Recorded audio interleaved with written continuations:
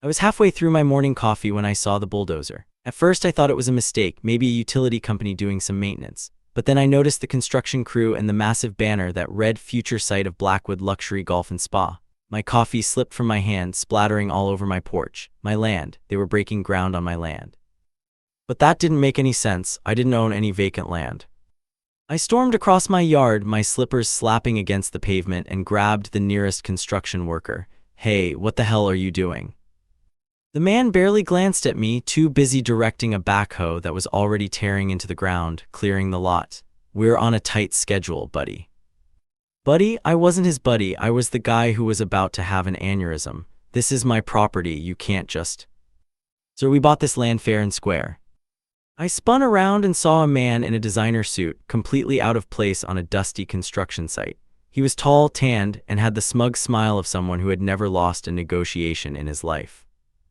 "Maxwell Blackwood, CEO of Blackwood Developers, pleasure to meet you." He extended a hand, but I ignored it.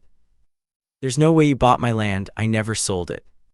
He sighed like he had been through this 100 times before. "Oh, I don't know about that." He pulled out a folder, flipping through paperwork with the ease of a magician performing a trick. "Property number 786B, purchased through the Homeowners Association as part of a rezoning effort. Your name was listed as the previous owner." I grabbed the documents, scanning them in disbelief. My name was there, my signature, a property I had supposedly neglected for years. The problem? I had never even heard of this property before. Before I could respond, a weathered pickup truck screeched to a halt behind us. Dr. Elijah Chen, my 70-year-old neighbor, climbed out with surprising agility for his age. His silver hair was disheveled, and his normally calm demeanor had been replaced with something I'd never seen before: fear. "Alex, thank God I caught you." He glanced at the construction site, then at Blackwood, his expression darkening. "You need to stop this right now." Blackwood raised an eyebrow. "And you are?" "Someone who knows what's buried here," Dr. Chen replied, his voice carrying a weight that made even Blackwood hesitate. By the time I reached the HOA office, my blood pressure had hit dangerous levels. The meeting room was filled with smug board members and stale coffee, the kind of place where decisions were made without any concern for the people affected. Victoria Reynolds, the HOA president, sat at the head of the table, wearing a smile that made my skin crawl. "Alex, what a surprise, here to pay your overdue fines." I slammed the paperwork onto the table. "You sold my land without my permission." She barely flinched. "Correction, we sold land registered in your name due to unpaid fees. It was considered abandoned." "I don't own any land besides my house." Victoria leaned back, crossing her arms. "That's not what our records show. You were notified months ago." I laughed, but it wasn't out of amusement. "You mean the pile of HOA junk mail I toss into the recycling? The ones about grass height violations and holiday decoration restrictions?" One of the board members snorted. Victoria shot him a glare before turning back to me. "The point is, the sale was legal." I felt my pulse in my temples. "So you're telling me you auctioned off a plot of land I never knew I owned, and now a billionaire is turning it into a golf course?" "Essentially, yes. And that doesn't sound insane to you?" Victoria checked her nails, completely unfazed. "The matter is closed, Alex." "The hell it is," I stormed out, but not before knocking over a stack of useless HOA newsletters on my way. If these idiots weren't going to help, I'd figure this out myself. Dr. Chen was waiting for me outside, packing nervously beside his truck. "What did they say?" "They're sticking to their story. According to them, it was all perfectly legal." I ran a hand through my hair in frustration. "What did you mean about what's buried there? Do you know something?" Chen glanced around the parking lot, then lowered his voice. "Not here. Follow me to my place. There's something you need to see." My next stop was supposed to be the county records office, but Dr. Chen's urgency was unsettling. I followed his pickup truck through the winding suburban streets to his modest ranch-style home at the edge of our development. Unlike the meticulously manicured lawns mandated by the HOA, Chen's yard was wild and natural, a fact that had earned him countless citations over the years. Inside, his home was a stark contrast to his rebellious yard, immaculately organized with bookshelves lining every wall. He led me to his study and closed the door behind us. "I wasn't always just a retired physicist," he said, unlocking a filing cabinet. 30 years ago, I worked for the Department of Defense at a facility not far from here." He pulled out a worn manila folder with classified stamped across it in faded red ink. "You stole classified documents?" I asked, suddenly wondering if I should be involved in this. Let's call it an unauthorized retirement package, he said with a grim smile. I needed insurance. He spread the documents across his desk, maps, technical diagrams, and pages of data that meant nothing to me. That land they're digging up, it's part of a decommissioned testing site, Project Helix. We were developing something unconventional. What kind of unconventional? Chen hesitated, the kind that violates several international treaties. Meanwhile, my next stop was the county records office, a place that smelled of old paper and regret. After 2 hours of waiting behind people arguing about permits and property taxes, I finally reached the desk of a bored-looking clerk who seemed deeply offended by my existence. I need property records for a lot that was recently sold. I rattled off the details, expecting more bureaucratic nonsense. Instead, she froze, her fingers hovered over the keyboard, eyes flicking between the screen and me like I had just given her nuclear launch codes. Sir, I think there's a mistake. No kidding, I muttered. What now? She turned the screen toward me. The land wasn't registered under my name or anyone's name. It was federal property. I blinked. What? She hesitated. I need to get my supervisor. Minutes later, a man in a stiff suit appeared, looking like he had just bitten into a lemon. He motioned for me to follow him into a back office. Mr. Morgan, do you have any idea what this land was used for? I didn't even know it existed until this morning. The man exhaled sharply, rubbing his temples. That lot is listed as a decommissioned military site. I laughed because what else was I supposed to do? So let me get this straight. The HOA, in their infinite wisdom, sold government land to a developer. His expression didn't change. Yes, and they thought no one would notice. That appears to be the case. I shook my head, leaning back in the chair. Wow, so what now? You guys just take it back. He didn't answer. Instead, he picked up his phone, murmured something I couldn't hear, and within 5 minutes, federal agents walked through the door. My stomach dropped. Okay, hold on, I didn't do anything. The agent in charge, a woman with a face that could break stone, ignored me completely. Where is the developer? I raised my hands. I don't know, probably breaking ground as we speak. She turned to her team. We need to shut it down now. I tried to process what was happening.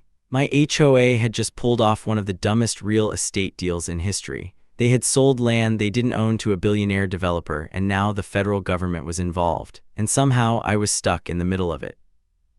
When I returned to Dr. Chen's house that night, he was sitting on his porch, drinking what appeared to be bourbon from a chipped mug.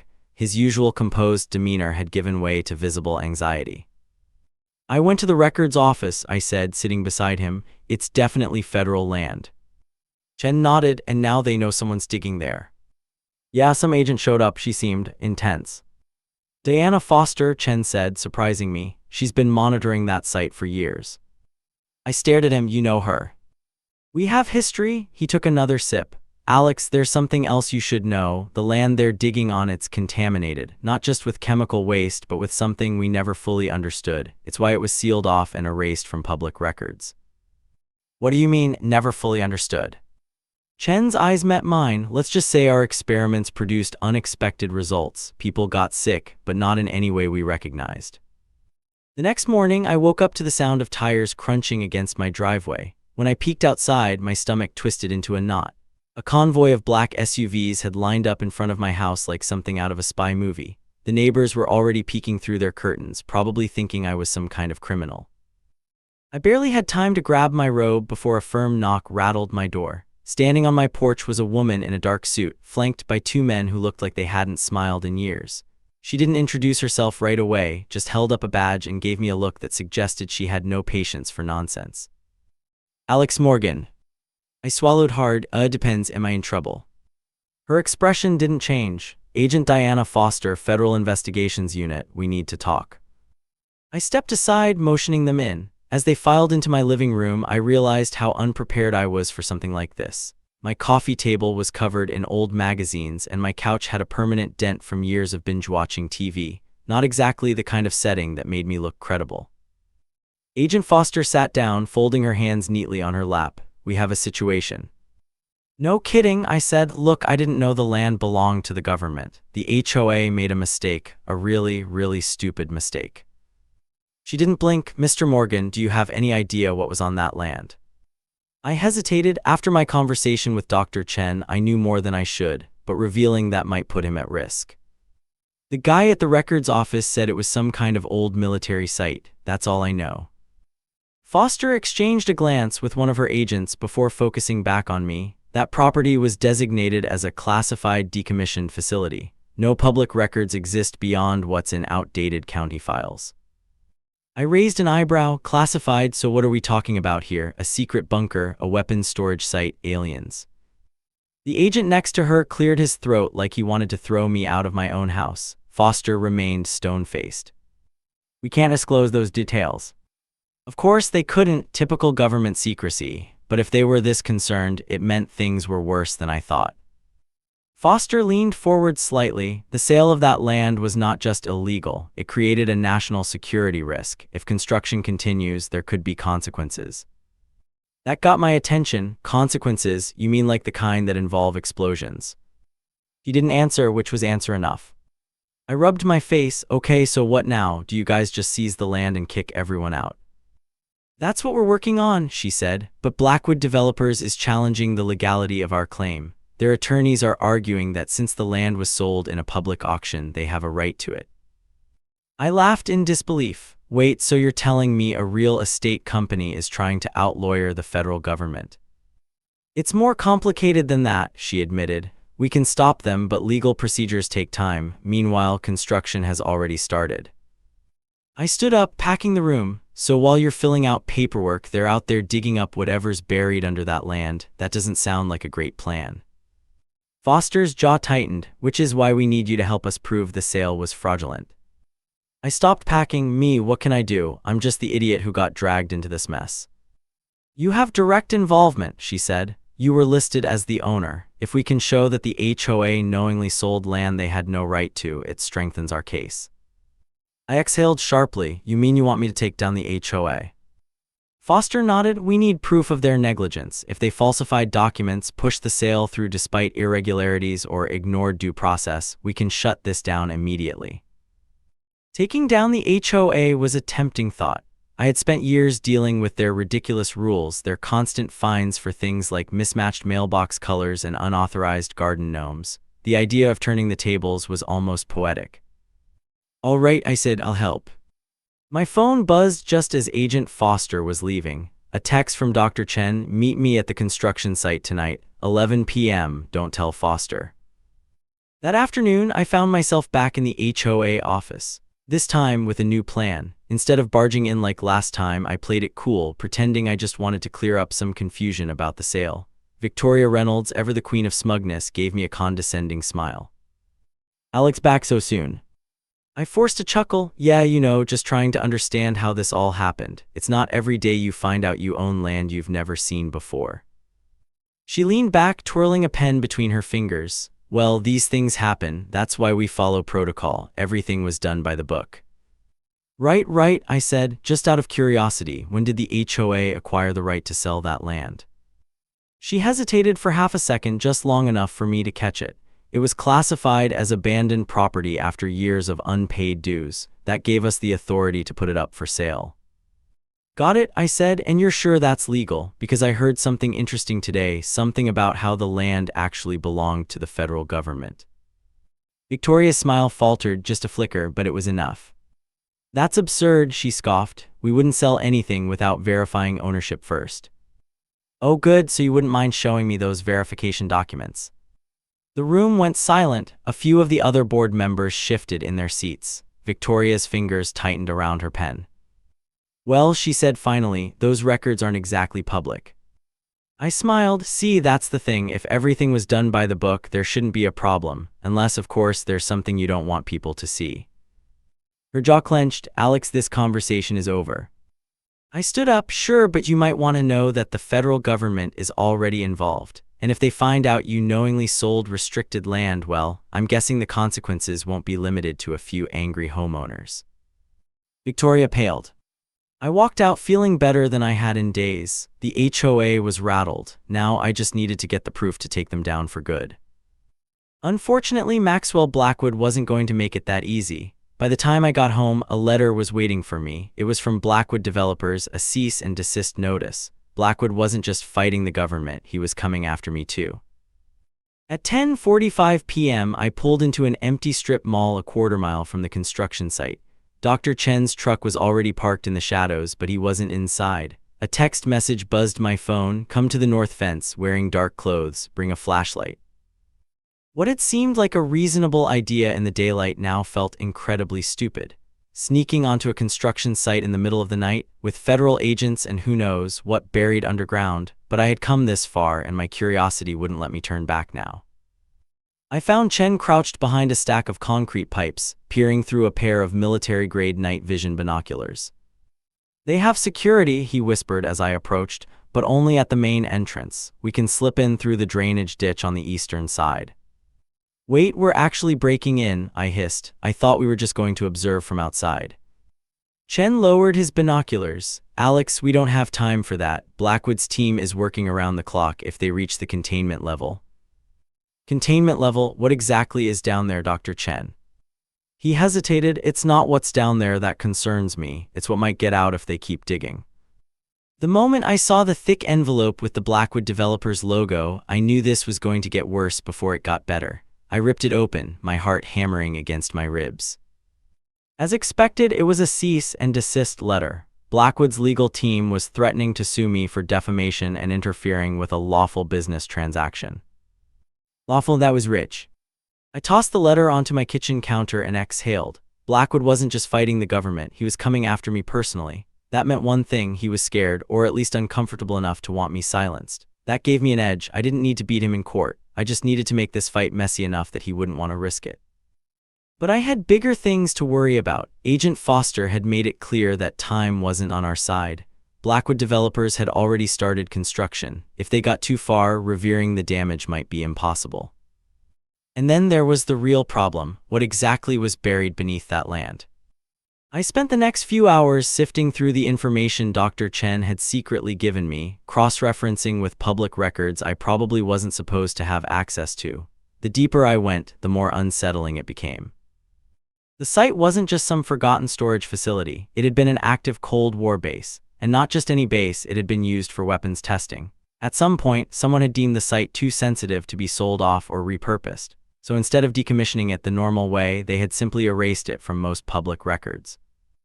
But that didn't mean whatever was there had been properly disposed of. If Blackwood Developers kept digging, they might uncover something the government had been trying to keep buried for decades. I called Agent Foster immediately. "We have to stop them," I said as soon as she picked up. She sighed. "You think I don't know that? Our legal teams are working on it, but Blackwood's people are dragging this through every loophole they can find." "Forget the legal fight," I said. "If they keep digging, they might uncover something dangerous. We need to shut them down now." A long silence followed. "What did you find?" I hesitated. Should I reveal what Chen had told me? Something told me that might put him in danger. Enough to know that if I were in your position, I wouldn't wait for a court ruling. Another pause, then "Send me everything you have." I forwarded a sanitized version of what I'd found, leaving out any direct connection to Dr. Chen. 5 minutes later, my phone rang again. "Get out of your house," Foster said. "What now?" She hung up. My blood ran cold. I grabbed my keys and stepped outside. That's when I noticed the black sedan parked at the end of my street. I had seen it earlier but assumed it belonged to one of the neighbors. Now I wasn't so sure. As soon as I started walking toward my car, the sedan's engine roared to life. I didn't wait to find out if it was a coincidence. I jumped into my car, floored the gas, and tore out of my driveway. The sedan followed. I swerved onto the main road, my pulse pounding in my ears. I didn't know who was chasing me: Blackwood's people, someone with a government badge, someone else entirely. All I knew was that I wasn't planning on finding out the hard way. I took the sharpest turns I could, weaving through traffic, trying to lose them, but they were good, too good. No matter what I did, they stayed on my tail. Then up ahead, flashing blue and red lights appeared, a police checkpoint. Normally, I wouldn't have been happy to see cops, but today was different. I floored the gas, speeding straight toward them. The sedan behind me must have realized what was happening because they slammed the brakes, making a sharp U-turn and disappearing down a side street before the police even had a chance to react. One of the officers waved me down, motioning for me to pull over. I did, gripping the wheel tightly as he approached. "Sir, do you have any idea how fast you were going?" I exhaled shakily. Honestly, no, but I was being followed. The officer frowned, glancing down the road where the sedan had vanished. By who? I shook my head. That's what I was hoping you could help me figure out. He studied me for a long moment before finally gesturing for me to step out of the car. Let's have a chat. My cell phone vibrated. A text message from Dr. Chen. Don't trust Foster. She knows more than she's saying. Meet me at the old water tower ASAP. An hour later, I was climbing the rusted maintenance ladder of the abandoned water tower on the outskirts of town, wondering if I had finally lost my mind. Chen was already at the top, a small drone hovering at his side, its camera pointed toward the construction site nearly a mile away. Look, he said, handing me a tablet displaying the drone's feed. The construction site was buzzing with activity, but not construction workers. Men in hazmat suits were examining a large hole in the ground, setting up what looked like containment equipment. Is that Foster's team? I asked. Chen shook his head. No, those are Blackwood's people, private contractors with military backgrounds. They know what they're looking for. Which is? Chen's expression darkened. Project Helix wasn't just about weapons, Alex. It was about something they found, something that wasn't supposed to exist. What, like a meteorite, alien technology? I was only half joking. Worse, a pathogen discovered during deep excavation for missile silos. He pointed to the tablet. Look at their equipment. Those aren't normal hazmat suits. They're designed for level 5 biohazard containment. You're saying there's some kind of super virus down there? Not a virus, not bacteria, not anything we could classify, but it spread fast. We lost 17 researchers in less than 48 hours back in '86. He took a shaky breath. The official record says it was contained and neutralized, but I was there, Alex. They couldn't neutralize it. All they could do was seal it inside concrete containment chambers, bury it deep, and pray it never got out. I felt sick, and now Blackwood is digging it up. Why would he do that? Because it has properties unlike anything found on Earth, properties that could be weaponized or worth trillions if harnessed properly. Chen's eyes met mine, and Blackwood knows exactly what he's looking for. How this was classified. Because Victoria Reynolds' husband worked on Project Helix too, he was part of the cleanup crew. Chen's expression hardened. This wasn't some HOA mistake, Alex. This was deliberate. They've been planning this for years. I was sitting in a federal office with Agent Foster, who looked even more stressed than before. You just made things a lot more complicated, she said. I threw up my hands. You're the one who told me to leave my house. I didn't realize that meant I'd be running for my life. She pinched the bridge of her nose. I didn't think you'd be stupid enough to lead a chase straight to law enforcement. Well, excuse me for trying to stay alive.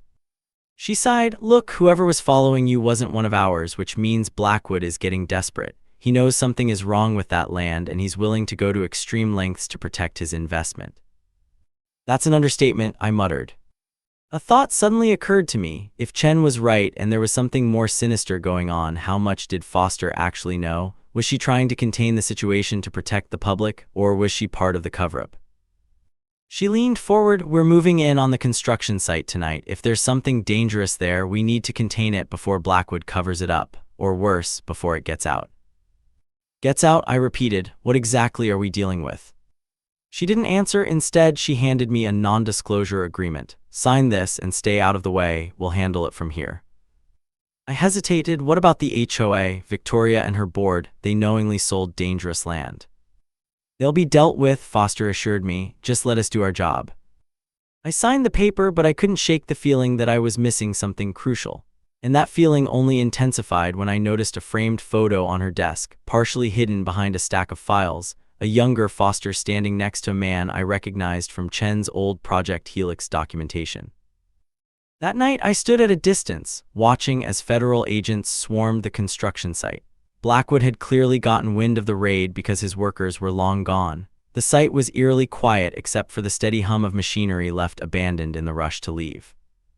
Then the digging began. I wasn't allowed near, but I could see the agents moving methodically, scanning the ground, checking records. Minutes turned into hours, and then something happened. A section of the ground gave way, collapsing inward, revealing a dark cavern beneath. Agents immediately surrounded the hole, flashlights flickering as they peered inside. I held my breath. And then, as if someone had flipped a switch, the entire operation shut down. The lead agent barked orders, people moved faster, vehicles were repositioned. The atmosphere changed from methodical to urgent. Whatever they had found, it was serious. Agent Foster returned to where I was waiting, her face unreadable. "It's done," she said. I narrowed my eyes. "That's it, just like that?" She nodded. "The site is under federal lockdown. Blackwood's claim is nullified. The HOA will face legal repercussions for fraud. It's over." I didn't buy it. "And what exactly did you find?" She hesitated. "That's classified." Of course it was. As I turned to leave, my phone buzzed with a text from an unknown number. "They didn't find it all. Meet me at Chen's house now." I made it to Chen's place in record time, only to find his front door slightly ajar. Inside, the immaculate organization had given way to chaos, papers strewn about, furniture upended, drawers emptied onto the floor. "Dr. Chen," I called out, moving cautiously through the wreckage. No answer. In his study, the classified folder was gone, so was his computer, but taped to the underside of his desk was a single USB drive with my name written on it. I grabbed it and ran. Back at my house, I plugged the drive into my laptop. It contained a single video file, Chen's face, pale and serious, recorded sometime earlier that day. "Alex, if you're watching this, I'm either dead or detained. Foster isn't who she claims to be. She was part of Project Helix, not as a researcher, but as containment. Her job wasn't to study the pathogen. It was to ensure no one ever found out what really happened." Chen looked over his shoulder, as if afraid someone might be listening. "The HOA, Blackwood, the federal response, it's all connected. They're not containing anything, they're harvesting it. What we found in 1986 wasn't just deadly, it had remarkable properties. It could restructure organic matter at the cellular level. Imagine the applications: military, medical, industrial." He took a shaky breath. "I've left evidence with my daughter in Seattle. Access code 47821B. You'll need it to expose what's really happening. Be careful, Alex. Trust no one." The video ended abruptly. I sat in stunned silence, trying to process what I'd just learned. Chen was gone, possibly dead. Foster had lied to me. The HOA, Blackwood, all of it was part of something bigger. And now I was in the middle of it. A week later, the land was sealed off permanently. Blackwood quietly pulled out of the project, cutting his losses. Victoria Reynolds resigned from the HOA, citing personal reasons. The lawsuit against me mysteriously disappeared. Life went back to normal. Almost. One night, I got a letter in the mail, no return address, no markings. Inside was a single sheet of paper. It simply read, "Some things are better left buried." I stared at it for a long time before finally tossing it into the fire. I didn't need to know what was down there. I just needed to know that I had gotten out before it was too late. But had I? The headaches had started 3 days after my visit to the construction site. Mild at first, but growing worse each day. This morning, I noticed a strange rash on my arm, exactly where I had brushed against one of the concrete barriers at the edge of the site. My phone rang. Unknown number. "Hello? Mr. Morgan, it was Foster. We need to talk about your exposure level." I hung up and started packing. Seattle was a long drive away, but Chen's daughter and the evidence would be waiting. Whatever was buried wasn't staying buried anymore. And neither was the truth.